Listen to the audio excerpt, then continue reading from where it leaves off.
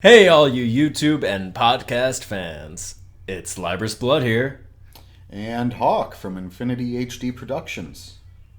And we're back for our second podcast for 360 Perspective, which is our podcast's name.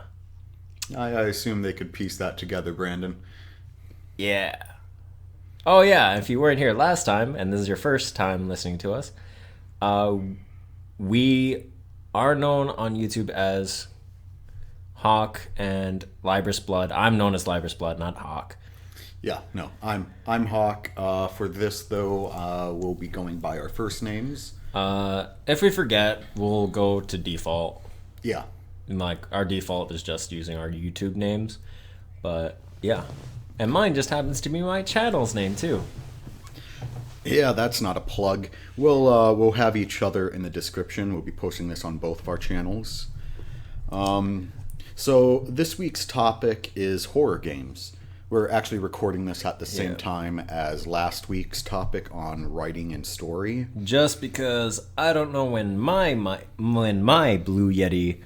Really? We just went over this. Sorry, that's a joke from last time because Hawk accidentally, when he was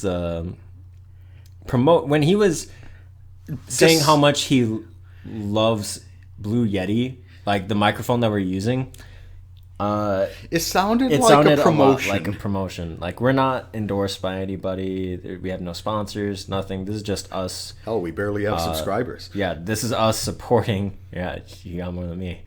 Oh. No offense to the people who do watch my channel, but that's just, it's actual number facts. Still love you all, but no. So last podcast, what Henry did was he was describing his Blue Yeti mic, which we use. Yes. And I was describing how I was getting one soon. Or I was talking about how I was getting one soon, and he was describing the mic and how he really likes the brand and the specific model. So the brand is Blue, the specific model is the Yeti. So it's Blue microphone or whatever. Yeah. So I thought I would be funny and do the same thing, but yes, no, I'm getting the same mic. I think I'm getting I actually know.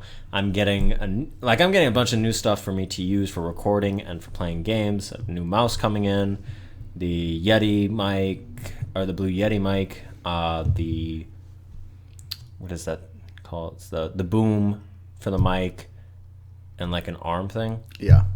So I can real technical talk here. Yeah, really technical. So but, we are not sponsored. We just really like the brand.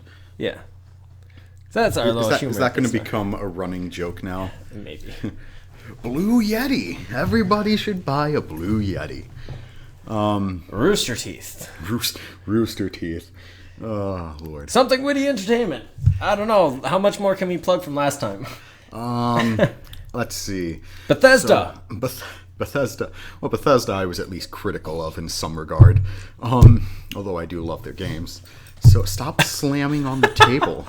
God. And then It's here. Then you have that screeching laugh and the Blue Yeti. Don't forget the Blue Yeti. Anyway. God, so the topic for this week is going to be horror games. Yeah. Specifically horror games. We will delve into horror films a little bit as well. Because it does play into that. It's the same thing. How I judge a good horror game or film is the atmosphere created. Mm-hmm. What is it? It has the atmosphere, the plot, or the story. Yes. Because you can have a horror game or horror film with real plot that is not just jumping out and scaring the literal shit out of somebody. Oh, yeah. That is not plot. What do you mean? That's perfect plot. No. I know for a fact you love Five Nights at Freddy's. No, it is so... Okay, no offense to the creator. No offense to the creator at all. But, in my opinion, jump scares, why the fuck are they a thing? I'm sorry. I don't fucking get it. It is just such a shitty thing to do because you're like delving so much money into developing this game. You're adding in more graphics. Yes, there is a little bit of a deeper story behind it. But you don't get there until like after the first game. The first game should set up the actual fucking plot. It shouldn't be up to fans to play through the first game and the second game to actually be like, oh, we're piecing this shit together. Or the developer to come out and say it after the game's already been released for like almost a year. That's my opinion, but whatever. This isn't about Five Nights at Freddy's as much, but it's like as a jump scare, like jump scares in general. I just knew it would make him angry. It doesn't. I don't get it. It's like one of my favorite YouTubers, the King Nappy. He has several other channels. Like the King Nappy the Great. What was your point with Nappy Speaks? Yeah. Before we start endorsing more people. Yeah, Rooster Teeth. The same person. Everybody, Rooster Teeth. Yeah, but no. So what the King Nappy basically said in one of his playthroughs for another game that we'll bring up later, which is Outlast. A lot of people know like he doesn't do well for like scary games. He gets scared. Everybody gets scared. You be tough as shit, still get scared. Or a sociopath. Yeah. So like, I'm not going near that. You're not going near that. But the point is, you can be scared of a game or a film. You can be scared. Like something like a film or a game can scare you without needing to just throw shit out of the shadows at you. Right.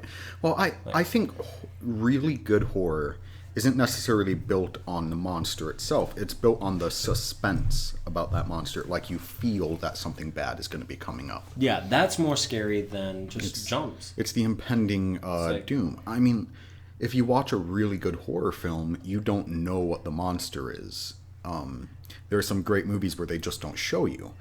Now I know that the Babadook. The Babadook is like really scary in a sense of you don't know, and especially if you're watching it at night alone.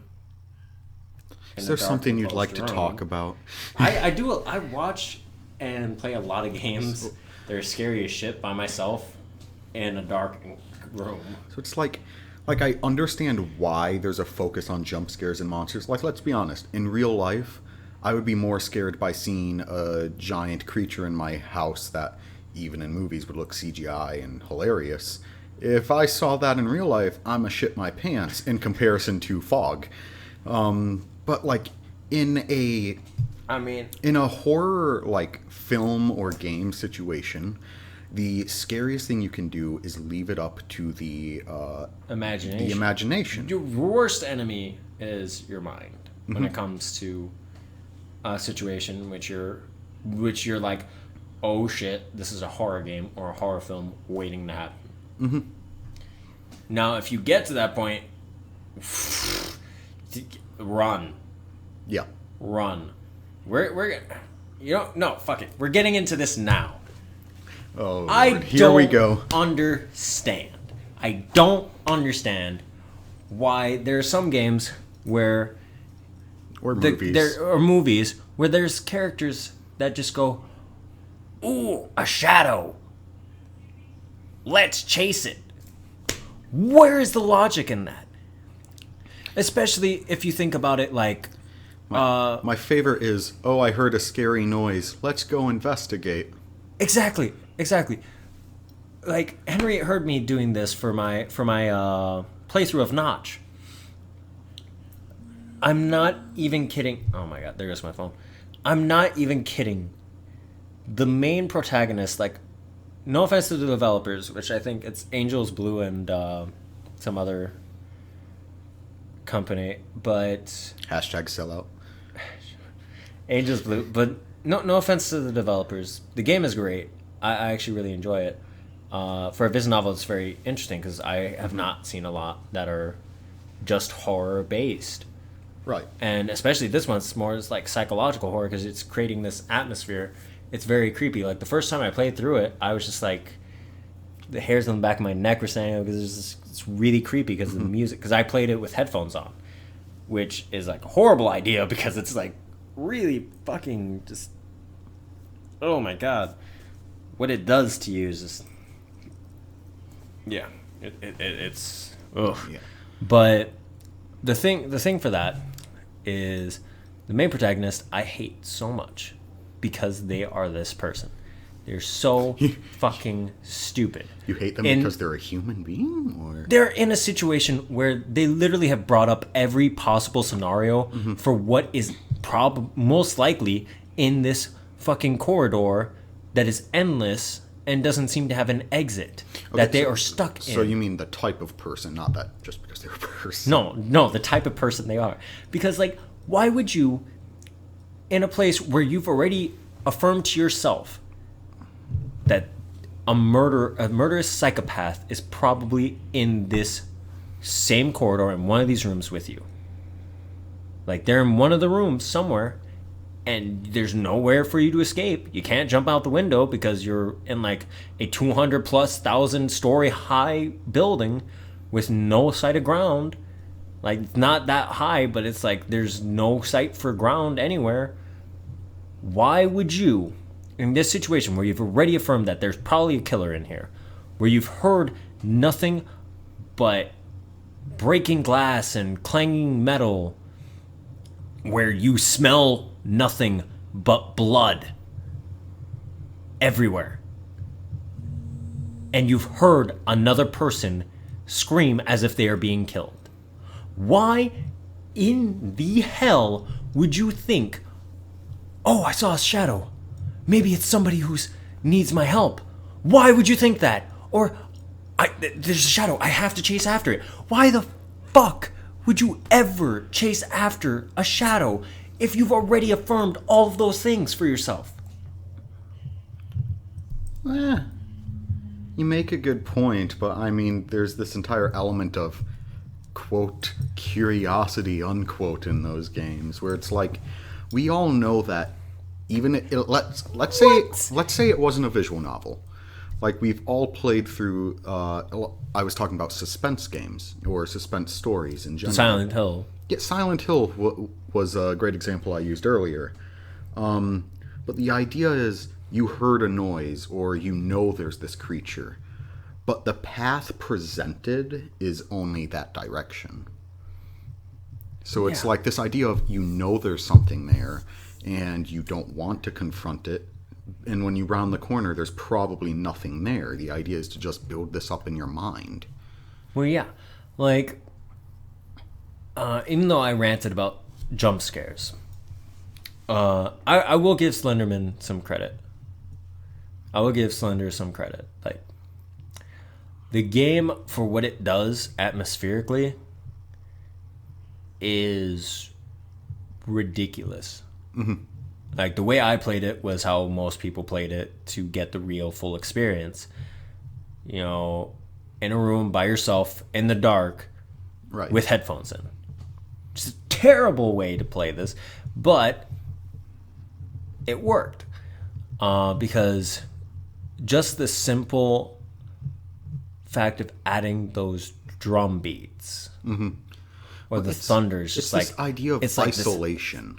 Yeah, and it's crazy because even with the soundtrack, or like this, the atmosphere that you're creating with the sounds everywhere, you know, even a simple thing like chain rattling. I guarantee if somebody's playing through Outlast and they haven't finished the game yet, or they just came out of the room from playing the game and you dragged heavy chains across the floor, they would flip literal shit. Because that is how scary one of the enemies in the game is. Yeah, we're discussing the first Outlast, not the not Outlast 2, Outlast 1. Yeah, the original. Like, you would scare somebody shitless if they heard chains and they had played that game. because that's all you're thinking about. I have watched the same playthrough of Outlast several times, all the way through every part, even the Whistleblower DLC, and it's still scary as shit. Now I don't scream every time, and cry. Oh, it's because it builds up an association in your mind. It builds up so much, even if you could not get desensitized to that game enough. Like, it is just like, ugh.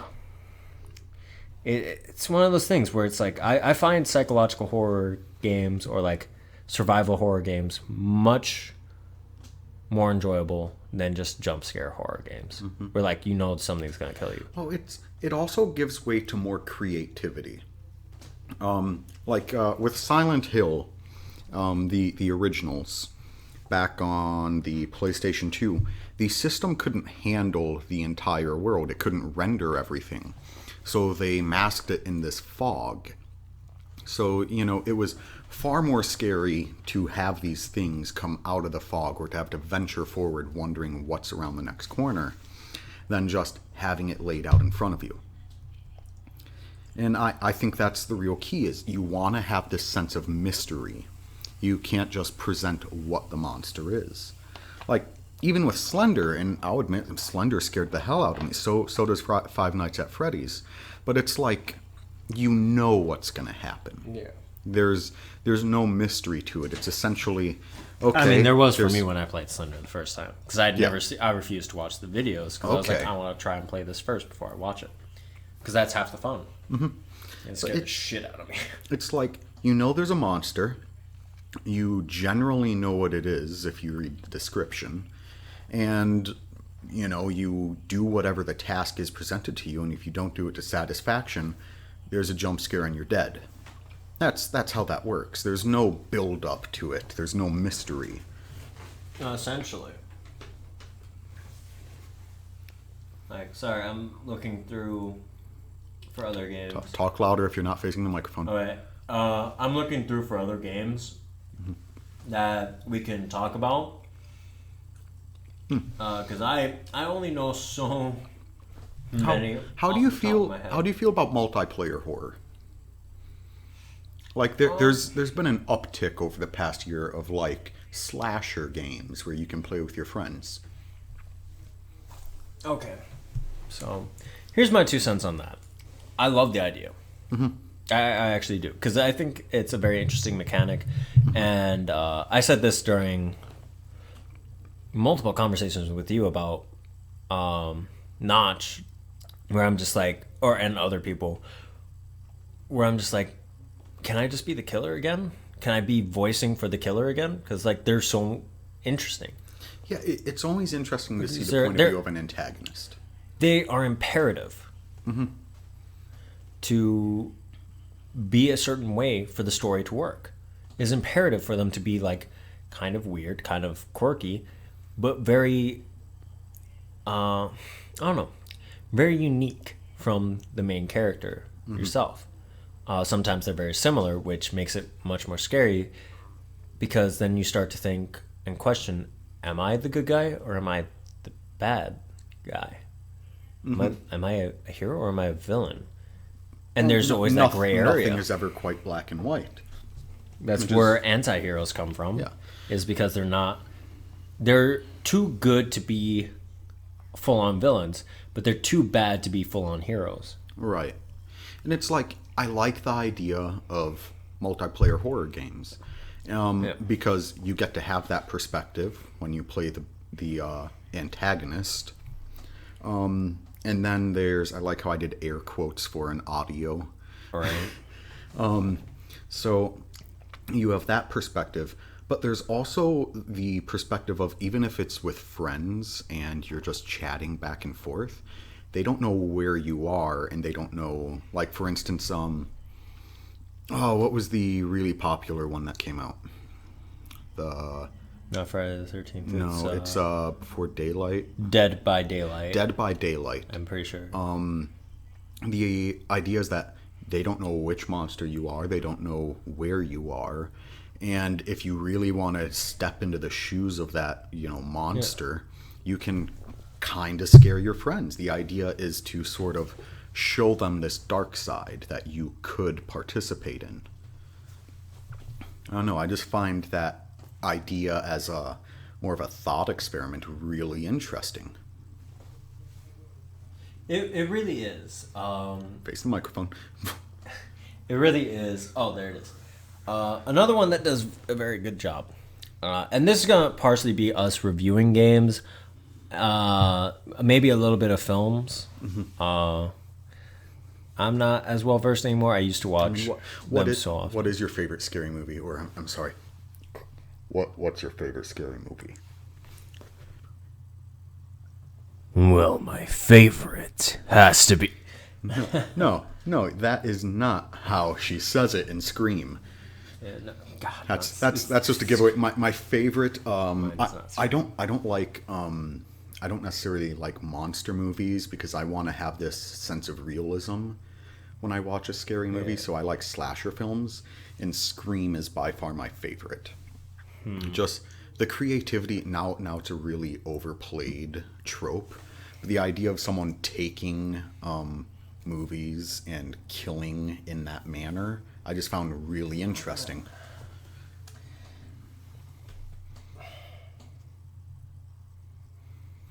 I'm really like trying to think about this one, because this one's a little harder because I hate to pick favorites for a lot of things, so I would oh my gosh, what would I say for favorites? I would have to say I think I don't know if it's necessarily my favorite, but it's pretty far up there. Is Dark House. Dark House. I've never actually heard of this. Dark House. All right, let me look this up real quick. There's a very large actress that, or at least large in the sense that I actually recognize them. I can't remember her name for the life of me right now, which always happens when I'm recording. I always forget people's names. I forget names in general. I'm more of a face person. Can you at least describe the plot to me? It's Megan Ori. So what Dark... Alright. Let me move my laptop over here. I don't know why I didn't have it here earlier. So what Dark House is... it's about young woman Claire, who witnessed a massacre as a child, goes back to the house in which it happens as part of a troupe of actors auditioning for roles within a haunted house attraction.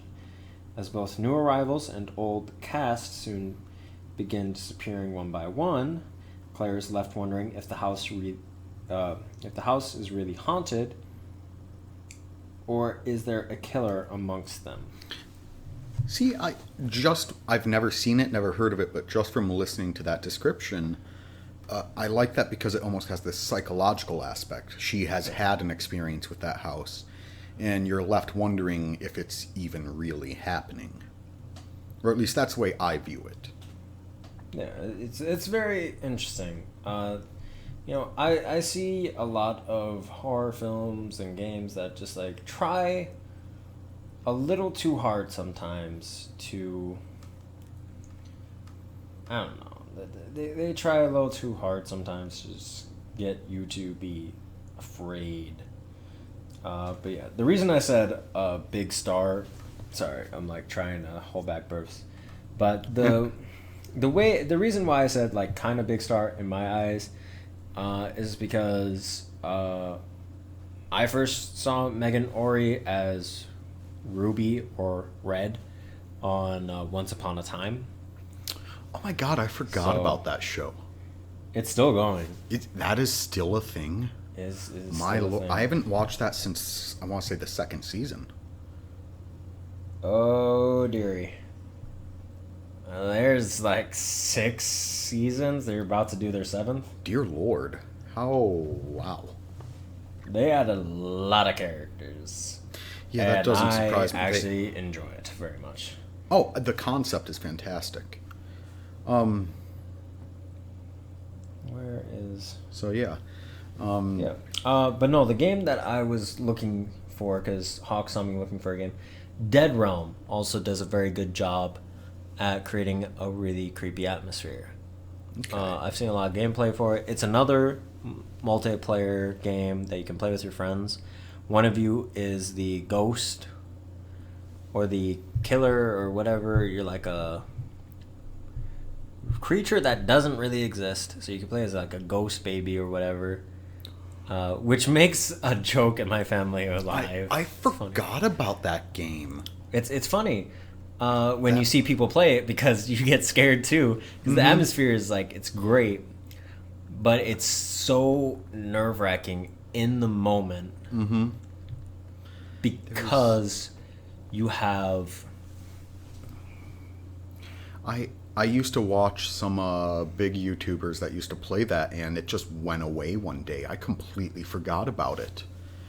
That game is just nerve-wracking. It really pulls on the strings.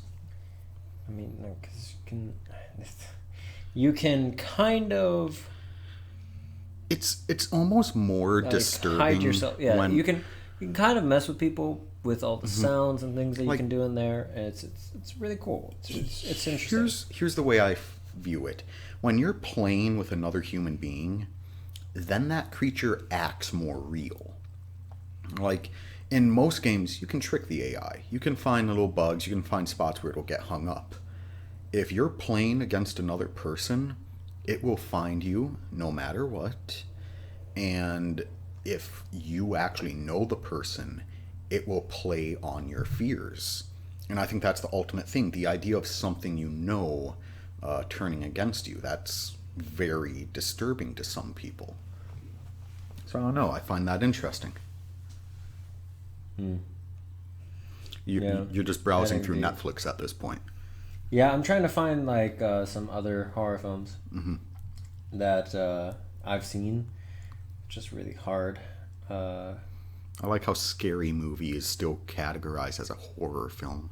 It irritates me. Sharknado apparently What? is considered horror. I don't know how. It's not that great. Have you ever seen Clowns from Mars? No, I've seen clips from it. Oh, it's hilarious. It's one of those things that should be scary, and it just isn't. It's just more funny than anything, the fact that it exists. I think what I enjoy for a couple games and the thing I enjoy about a couple games and some films is when they do the first person perspective, where they have a camera for some reason somehow on them. I think I enjoy that the most, because it's very... like found footage. I've seen some of those, which those are actually scary shit. 'Cause those can sometimes be faked, sometimes not, which is fucked. But no, like where like it's like Outlast, where you have the camera the whole time. Yes. That perspective. Okay. It's very interesting because it plays up on your own personal fears, because if you were to watch one of those films in a VR headset, I haven't done this, but if you were to do that, you like, some people don't realize this, but you would be the person there walking through, which makes it much creepier. So without VR, it does that same effect. Not as good as it would be, but... It's kind of like what I was saying earlier, where a monster on a screen isn't that scary. It's more comical than anything. But the moment you step into that situation, that is the scariest possible thing. Because then you know it's real. Right. What are some other ones that I'm thinking of? Like, The Evil Within is actually, it's a good one too. It's kind of a horror game, kind of not at times. I've only watched a playthrough of The Evil Within. I found it, I don't know, I found it overly predictable. At times, yes. At Like times, the yes. major plot I found predictable. Like the actual things that happened in it, not necessarily. But I just feel like it's a generally overrated game. It was still entertaining, don't get me wrong, and there were still times that it was scary, but I just feel like I knew too much going into it. And that's, I mean, I guess that's fair. I don't know. This is one of those weird topics where it's really easy to contradict yourself because it's like, what's scary changes depending on the perspective or the content. On the person. Yeah. It's so interesting to,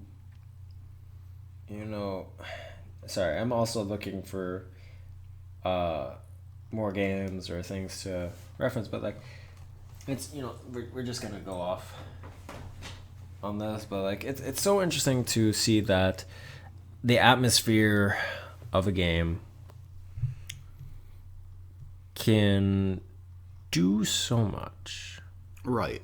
It really is, because there are games like The Evil Within or Resident Evil does this very well as well. Depends on the Resident Evil. Depending on the Resident Evil. But there's something much more scary about being. I think we tried. Oh no, we didn't try this experiment back in high school. But I proposed an experiment of, is a jump scare scary because of the unpredictability alone, or is it the atmosphere? Mm-hmm. Like, it doesn't matter what you say, jumping out at anybody saying, you could be like, happy birthday, you'd probably scare the shit out of somebody. Yeah. Now, if it were like ominous music, would it make it worse? Oh, 100%. Or like, yeah, that was my argument. It was like, I feel like it's more the atmosphere that does more of the work of getting people like really scared in theaters or playing a game. You almost, instead of just using up the scare and freaking someone out for an instant, you want to build up that adrenaline. You want to have them expect it, but not do it when they expect it. The idea is that instead of just screaming in fear, you want them to jump out of their chair.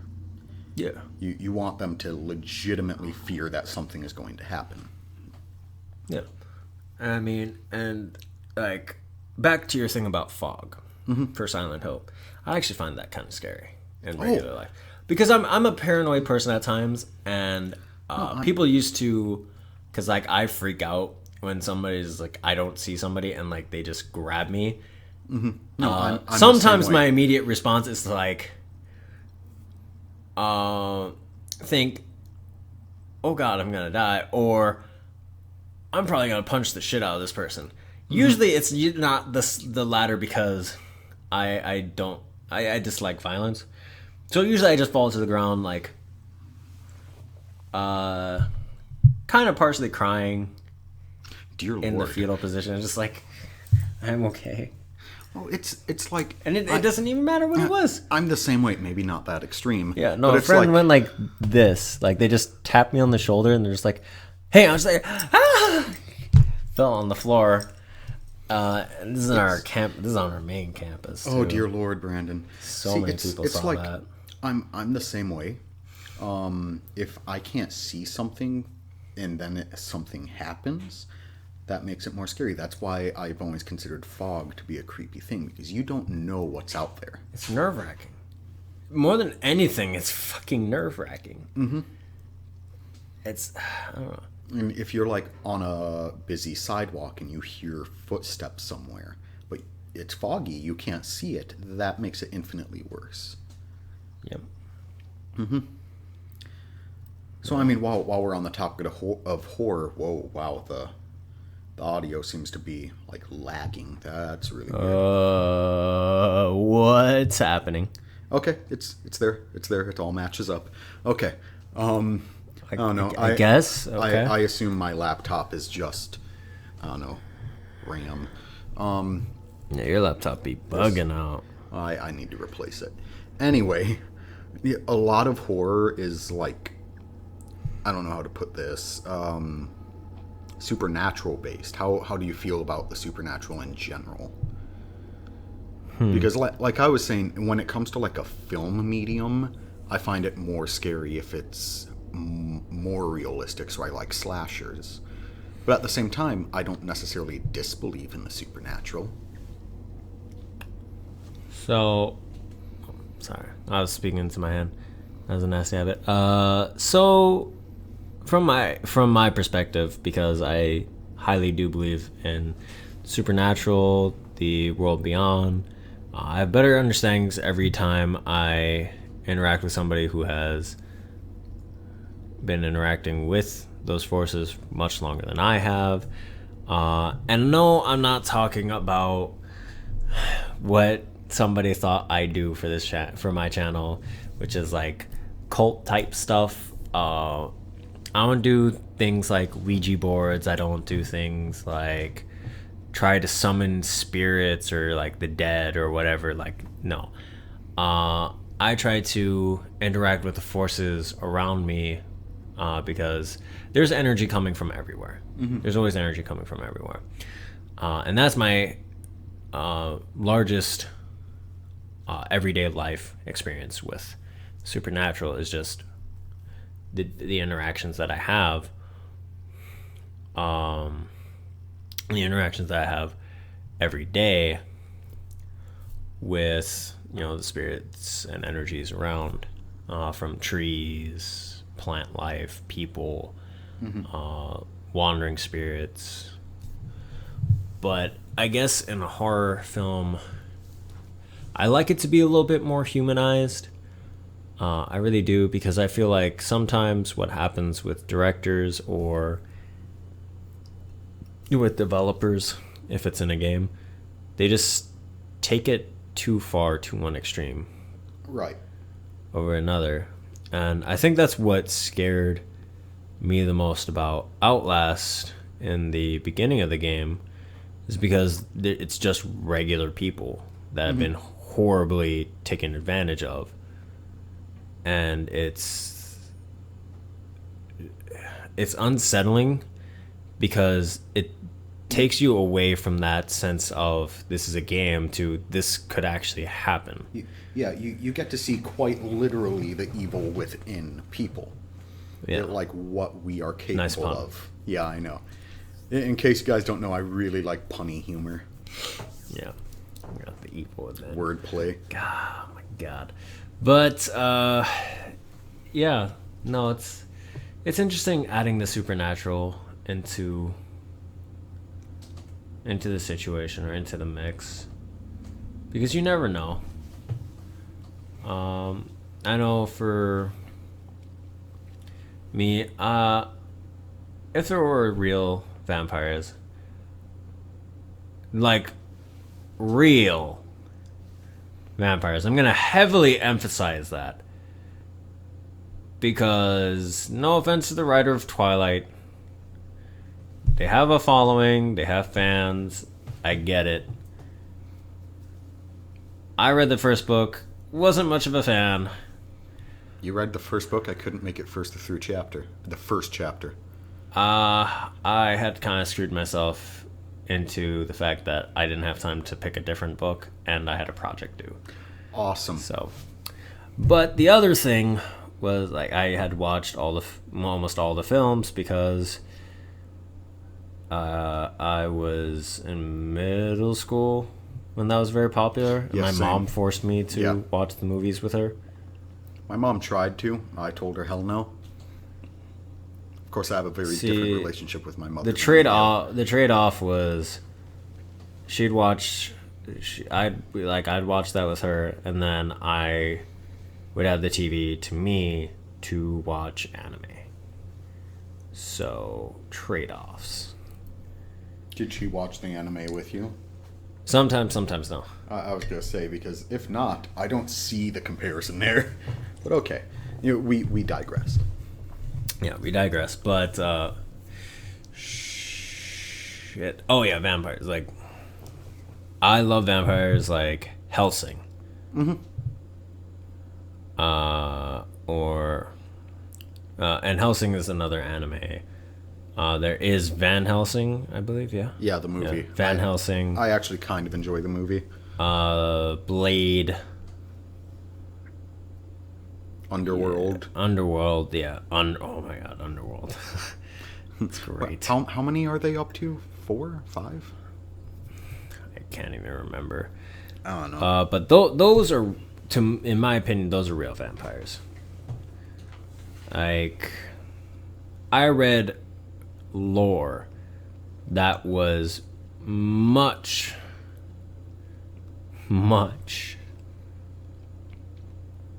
more terrifying than a sparkling forever teen in which the worst thing he could do is rip someone's head off. Yeah. Also, thinking back, I kind of find it disturbing that this person who's probably at least a couple hundred years old has a hard-on for a high schooler. Yeah. Yeah, no, I just started thinking about that. That's creepy. Yeah, it's a little... How many of her has he been through? And on that, we're moving on. Yep.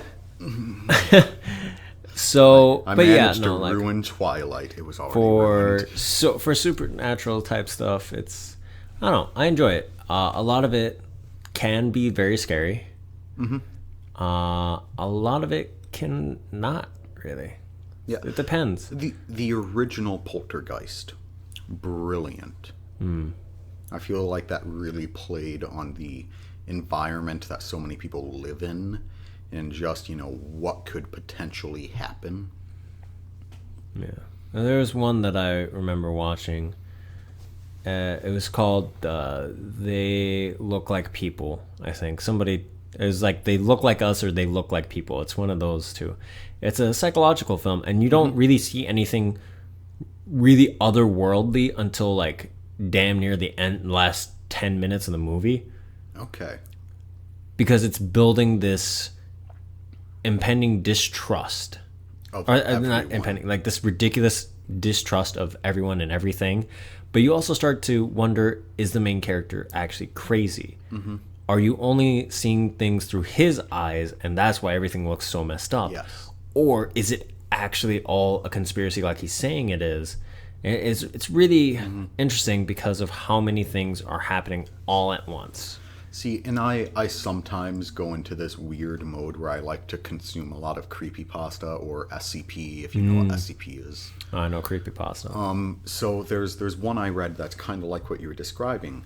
This person who is sort of a shut-in for their life lives in this basement apartment they have, and all of a sudden he starts to realize his friends are acting weird, or the people he's communicating with via email said something kind of cryptic, and he thought it was just a spam email, and this idea starts to form in his head where, what if everybody on the outside is no longer human? And it gets insane, and it gets to the point where he believes that the only way he can save himself is if he can't see the creatures.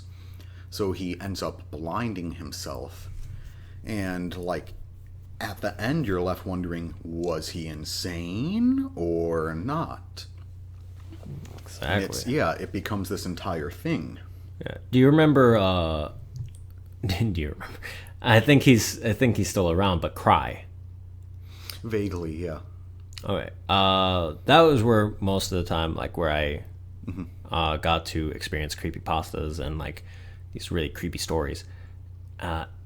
And the thing that she did that was so excellent, because you could just do whatever. You could just scare somebody and just yell during certain points, or overemphasize things, or just be really creepy and just talk into the mic.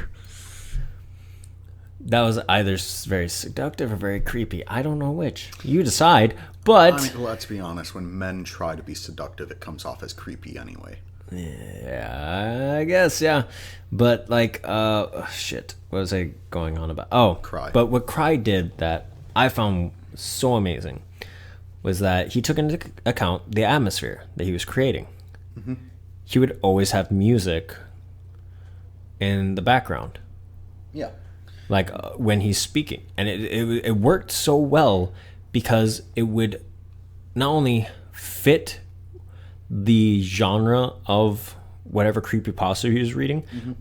but it would feel like it was actually, you were in the place, you were experiencing things through the actual person, and these were the sounds they were hearing. This is the music that they're hearing. It's so creepy. I feel like so many people that now read creepypastas kind of use that same formula now. It just sort of became the standard.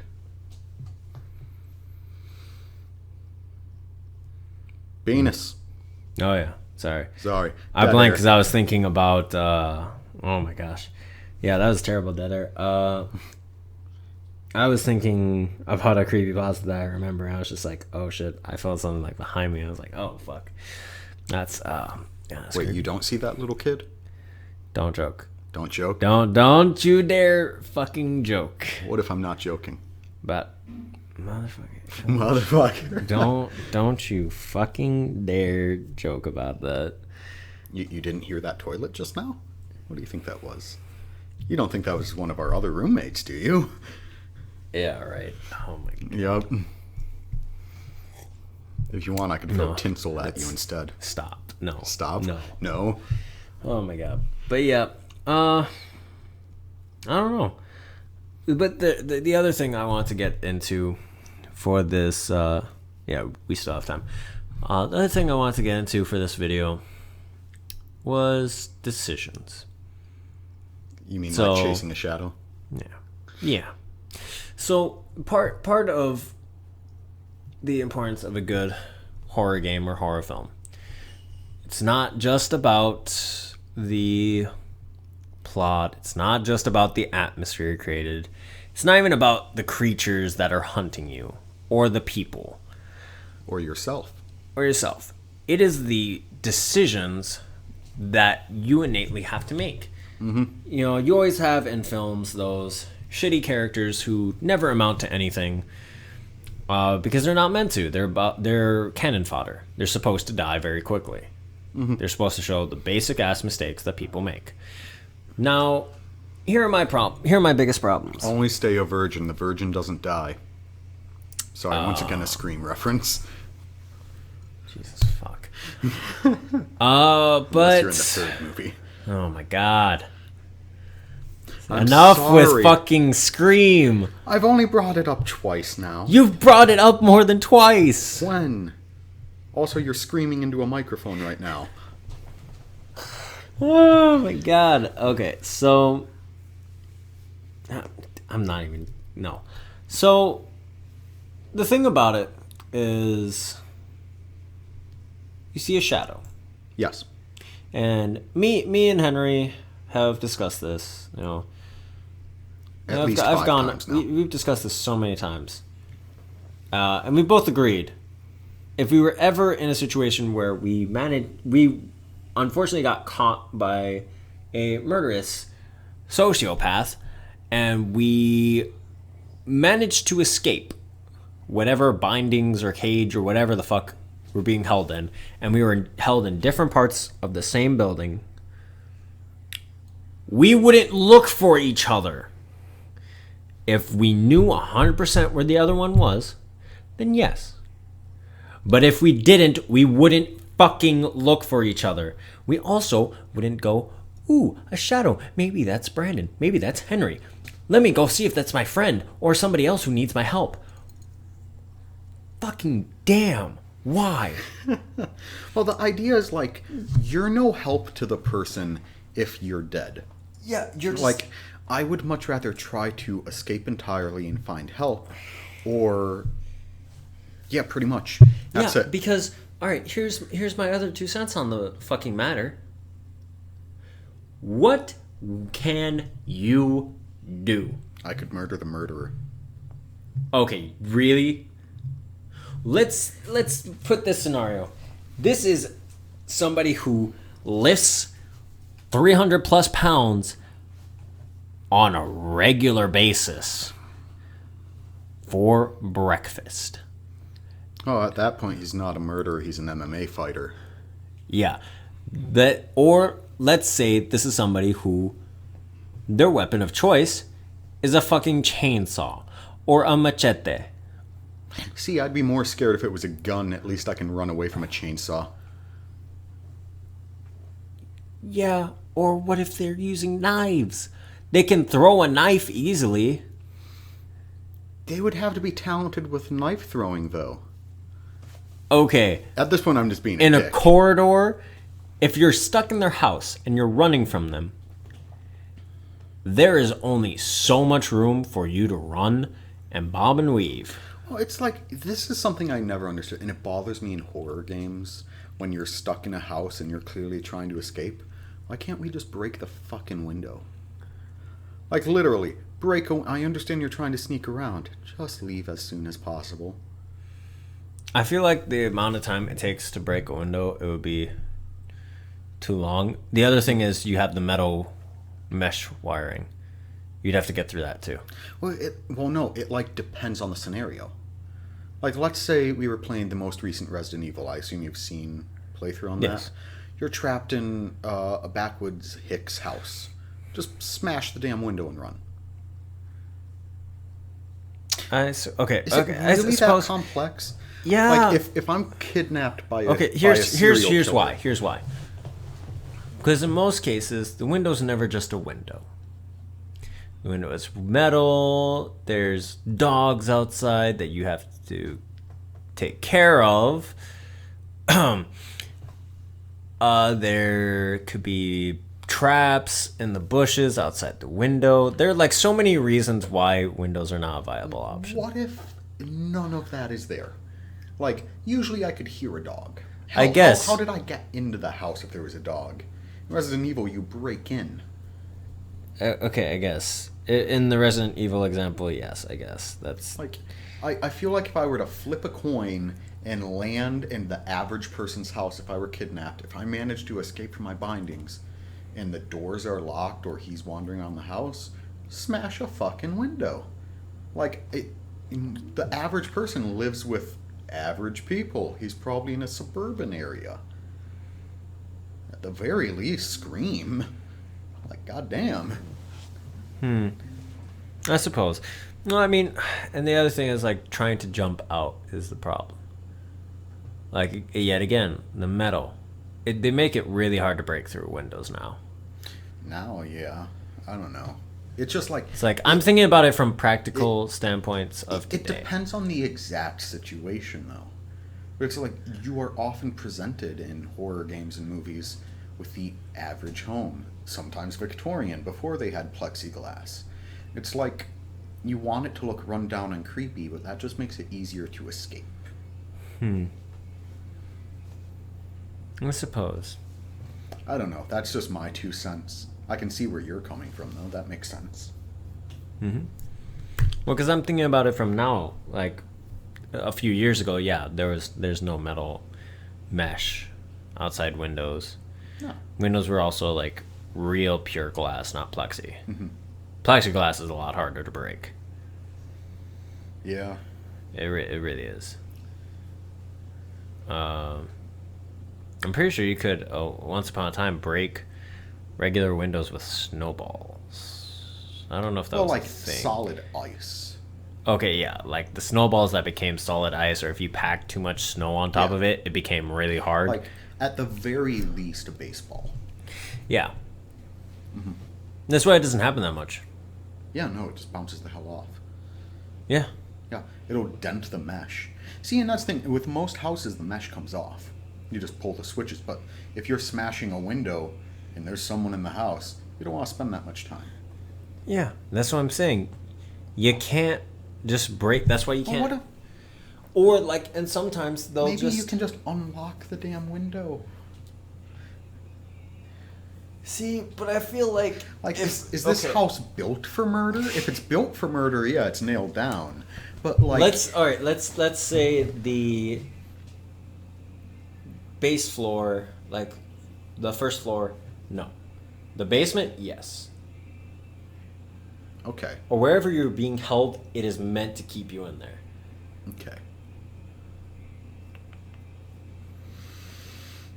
Because I feel like you could justify in any situation why there's metal fucking bars outside your window. Oh yeah, you can just say you don't trust people. Like, yeah, no, someone could get away with justifying why there are metal bars. It's just like, that's not always there. It's not, but it's a possibility. Yes. No, I agree. Yeah. But no, yeah, that's one of those things. It's like, yeah. And that's the other thing of the hero mentality. Mm-hmm. Everyone wants to be the hero. Well, in a lot of the case, you can't be a fucking hero If you're dead. if you're dead. Yes, if Yeah. you're dead. Thank you for finishing for me. But yeah, if it doesn't make any sense. I'll finish for you anytime. God damn it. Sorry. I just had to say it.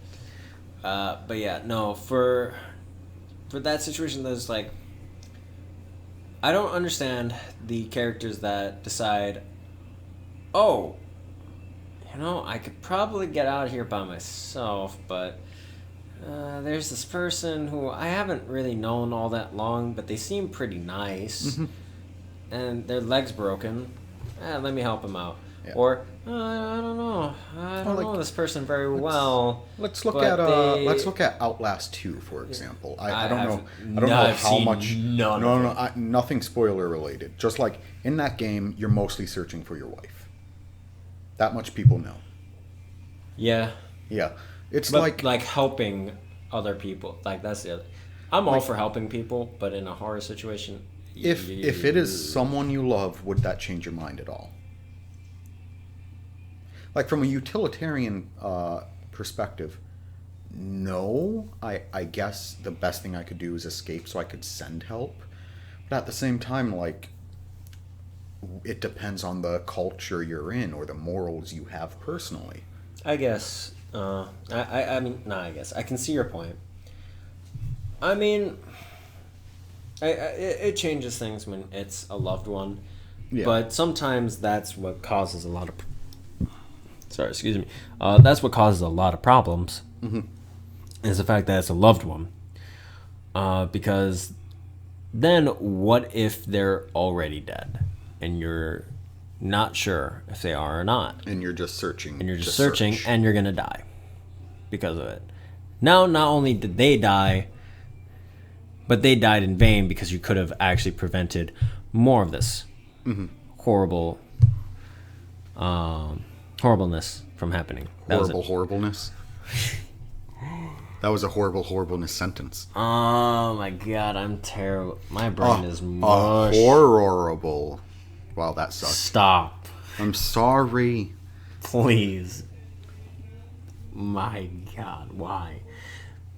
But yeah, no, that's the hero mentality. It's really hard. I guess it makes sense when it's a loved one, but I feel like you're more of a help if you just leave. Yeah, I feel like they would want you to go get help. I feel like they wouldn't want you to purposefully stay to try and save them. Whether or not you're able to is not the thing, and is not the problem in question here. It's whether or not you will add to the body count by staying, or if you choose to go and probably save more people, not the person that you love entirely, but maybe you'll save somebody down the line. Okay. Yeah, I can see that. I feel like that's the better option. Most people wouldn't do that option because... Remind me to play this audio back for your future wife. Yeah. If you are ever both kidnapped and he escapes, he's not coming for you. Alright. I'm gonna do this. This is cheesy as fuck. But, dear future wife, and or husband, or girlfriend, or boyfriend, whatever I decide, don't take this the wrong way. I love you. But if there were a situation in which we were kidnapped and we were in a mad person's home where we already knew their intention and sole purpose of having us there is to torture and murder us in the most excruciating ways possible, and I escaped, I would love to look for you. But unless if I knew exactly where the fuck you were, I'm not going to make your death in vain. I'm also not going to continue letting this shit happen. I would probably run out of there, go get help, and try to get them to come with me as quickly as possible. Because, let's face it, there's a good chance that you might be next if we're the only two and I manage to escape. I mean, if the situation presented itself, maybe I would stop the killer myself. But I'm thinking about it in my average daily life now. I don't foresee myself being a massive bodybuilder who could literally punch someone through a wall. And I'm also not somebody who would be carrying weaponry on them. Especially if you got kidnapped, I would assume that would have been taken away. Well, wasn't that romantic, guys? Yeah. Sorry. To my future significant other, pray we never get kidnapped. Or if it's just ransom money, then we can figure something out. Then I will protect and save you. I won't pay. I would pay. Nah, I meant for you. Well, I just got flipped off. Oh my god. I feel like this conversation is slowly degenerated. It really has, because like horror is why our last one went a little bit longer is because we had two different topics, which is what our plans are for this and our channels and individually what they do, and then we had a little focus on writing. But yeah, for horror, it's so interesting. There's so many ways you could go with it. You could do film, you could do video games. I think the biggest problem is oversaturation of cliches. Yeah. Like the horror cliches are just terrible. It's like, oh, they were picked on as a kid. It's like, no, not every mass murdering, crazy, psychopathic, sociopathic person was bullied or will bullied bully or people. Will be bully that way. people or will have been bullied. It's like it doesn't work that way. It's not like it can't only be that, or like it was built on top of a burial ground. It's like, the fuck. Yeah, that only That's worked like, once in the original Poltergeist. Like, there's why? no fucking way. After that film, that was used like 30 times by other people. And It it's doesn't like, make sense. I why? don't get it. Why? I don't get it. It's just Like, I understand awful. preying on white guilt, but dear Lord, really? I mean, I guess it's, yeah. I don't know. It's so interesting to see the first films to ever do something for horror or for anything, or the first games to do something for horror or for anything, and then to see like 50 copies of that same idea just with different storylines. It's like any medium. People will see a success and they will try to duplicate it. And the problem is with horror, there has been stagnation in that department. Like, you referenced how the killer is always one way, but like ever since the 80s, most characters are the same way. Everybody has that same trope. There's the jock, the horny bitch girl, the nerdy girl, and the nerd guy. Essentially. And then there's variations from that. Yeah, there's also the black guy who dies first. Or the minority. Or the minority. Or in multiple general. minorities. And then it's just like... Oh, situationally, you see how most people value people. And if it's a Hispanic, the grandmother knows all about it and has connection to the spirit world. Yeah. Like that's just the way it works. Everything It's is the super same. stereotypical and racy, and it's not even true. Yeah, it's like it's cookie cutter everything. It's really fucked up. I don't know. It's one of those things, just like horror. It needs to evolve. There needs to be more change. I feel like it's stuck in place. Mm-hmm. I actually really like Japanese horror because they focus so much on that atmosphere. Like you were discussing the chains from Outlast 1. Mm-hmm. Like in Japanese horror, a great example of this would be the original Ring. I think, yeah, just like whenever you hear that sound, you know what that means. Mm-hmm. Just like the entire focus is on the atmosphere, and I love it. It builds associations in your mind. Yeah, I mean, and then there's actually an instrument where like it actually makes all the sounds for like the like stereotypical sounds you hear in a horror film, and it's so eerie to just hear it. Yeah, because even just doing that silence, if there were something else, no context, you know shit's gonna go down. In a game, like when there's absolute silence, like immediately you hear your character stop breathing for a second, you're just like, fuck. Either my game just crashed or shit's about to go down. Usually it's the latter. Usually. Because shit's not usually gonna go down.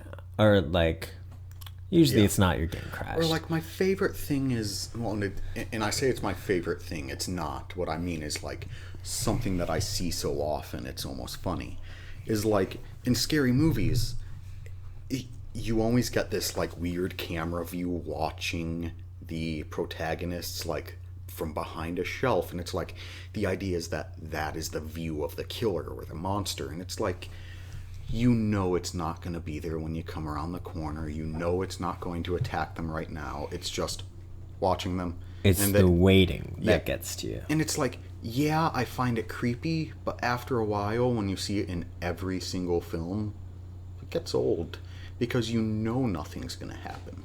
Yeah. That's why I harp and hate on jump scares so much. It's the same shit. Over and over and over again. For 20 hours. Let's be honest. If you're making a game, you might as well make it long as shit. Especially if it's a jump scare, because you know there's no real plot line anywhere. So of course you're just gonna make 20 hours of this really cliche, shitty ass fucking mechanic happen over and over and over. You get way too heated on this. I'm just sick and tired of fucking jump scares being the only fucking thing that people know about horror. It's not the only scary thing. Mm-hmm.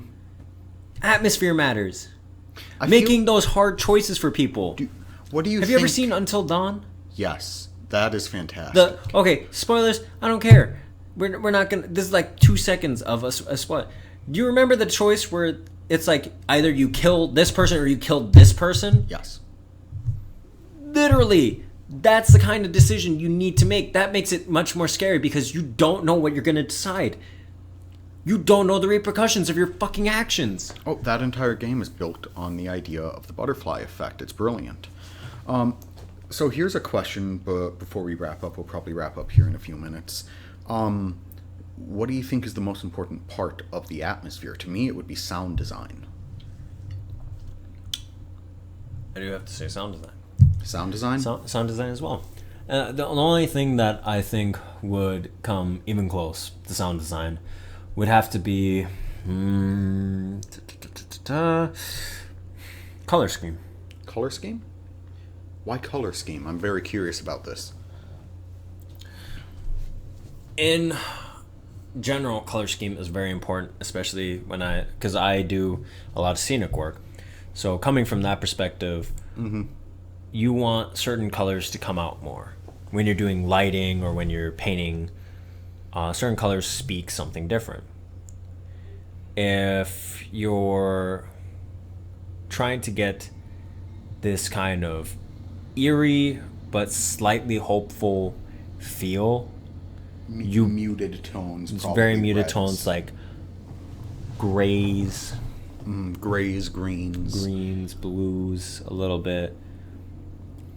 And if you especially have certain things that stand out and go right against the major color scheme, it brings greater attention, and it means that that's something very important. Instead of having to have worthless signs that say, "Ooh, look at this thing," you don't have to say it. The character immediately just picks it up, and you are drawn in, or they pass it, or they look at it, and you're immediately drawn into that particular object because it's different than everything else. You think to yourself, it's just like, why is it so different? Why is this the only thing that is this color, or why is this the only thing that is made out of this material? Because the material also determines, like, metal can only have so many colors, stone can only have so many colors, wood, I guess, can have only so many colors. Like, it matters about texture too, or like what the actual object is made of. The color scheme, I guess in general, it's like how it's designed to look. The look is very important to the atmosphere as well. Like the fog is a very good touch, because fog tends to have this mysterious atmosphere behind it, because you don't know what's coming from the fog. Usually it's really thick in these games, when like fog really isn't that thick all the time. It can be almost eerie in its own existence. It's just very eerie. And sometimes you can't discern whether or not the people you see in a fog are real or not. Because sometimes it could just be your mind playing tricks on you because you're being very paranoid. You never know. So that's why fog, I think, is a very people tend useful thing. People tend to sort of form shapes in things anyways, like when people see Jesus in a piece of toast. Or, the idea is that people look for faces everywhere because we're wired to recognize people. Yeah. And, having something that's forever shifting, like fog, kind of like a cloud, you will see things that aren't necessarily there. I don't know. It's very interesting. But yeah, no, I would say sound is the most important aspect to me for atmosphere. Right. Just because you could do so much with just a slight change of pitch or volume. Pitch or tone. It's so eerie. And with me, I've said it before, it's this focus on building associations. Yeah. The idea of what that means. Exactly. Yeah. Like I said, chains. Okay. Well, I think that pretty much wraps it up. Yeah, I think that I wish we didn't take so many pauses during this one, because I know. Well, it's one of those topics that you don't really know what to say because it changes so much. Yeah, and you do take a lot of pauses. I'm also like, we just ate, so I'm kind of tired too, because like of just eating, I just want to like lay down, play some games. But no, honestly, thinking about it, it's just, I don't know. How do you go first, because I went first last time. How would you sum up, like, kind of everything? How do you want to close off for what you said, at least? Just sort of the idea of, well, see, I'm not really sure. It's essentially, don't be afraid of what's out there, because, I mean, usually it is just in your mind. Usually it is just an association that you've built up. But at the same time, don't remove that curiosity. Always remember that there could be a thing. And I think that's what scares us the most, is the uncertainty. So, just remember that you are grounded in this reality of numbers and statistics, and that you are most likely safe. Yeah, I mean, the only closing remarks, I guess, or a little bit of summary and a little bit of something to leave you guys with. So, a little bit of summary is just like, it's so important and crucial in horror films and horror games to create the world with this atmosphere that should induce by itself that sensation or feel of just like eeriness or like creepy. Just like you feel at unease during the whole. You feel uneasy the whole time through. That's what a good horror film and horror game should do. On top of that, characters can be really dumb. The choices can be really dumb sometimes. Decisions, whatever you believe, if you want to be a hero and buy into the whole hero mentality, it's just, that's you, do you. But when you think about these situations and practicality versus how they're portrayed in games, it's nice and kind of sometimes a crutch when you see so many times you just see the same scenarios play out. It's very disheartening. And something else I just thought of is like, I know it's easy to invest into something that sounds scary, but the scariest thing, like I was saying before, is the unknown. So don't give into this idea of the big bad. Don't write yourself into a corner if you're making something scary. Yeah, because like sometimes, like there are some things that don't, or some films or some movies. That's the same thing. I just had synonyms of each other. There's some films and some games that don't give you that sense of release. And there's nothing more unsettling than the fact of not knowing what the real danger or horror was. Even if they escape, you don't know. And that's the worst. That's the worst feeling, because then you're left to your own devices and your mind can do such horrible, horrible things. Silent Hill is the best example of this in how it portrays that to you. Because in the first Silent Hill, I think, or the second one, where the guy and the woman in the second one with Pyramid Head. Yeah, with Pyramid Head.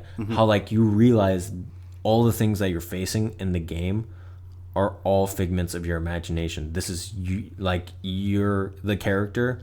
You going through the character's entire coping mechanism, and you see them systematically find peace with themselves. It is just, yeah. I feel like the only other thing I want to say before we say goodbye is, sometimes the scariest things yourself. In life is yourself and what isn't there. All right. Yeah, like that little girl isn't there. Stop. Stop. God. Well, freaking A-Hawk. Thanks for listening, everyone. Every time. I'm Hawk from Infinity HD Productions. I'll be linked below, as well as Vibrous Blood here. Kisses. I was gonna say my name. Yeah, well, usually you say it wrong. Bye-bye.